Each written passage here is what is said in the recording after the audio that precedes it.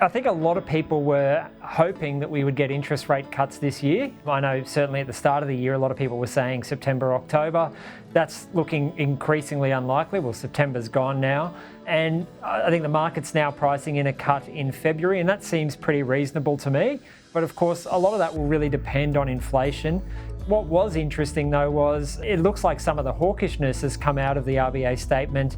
They weren't talking too much about the risks of higher interest rates, just that interest rates were going to be on hold and they don't see cuts in the near future.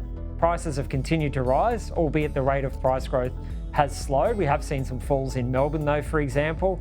In terms of shares and things like that, well, the equity market's been pretty strong as well. So I think it's reasonable to expect that we'll continue to see household wealth pushing higher.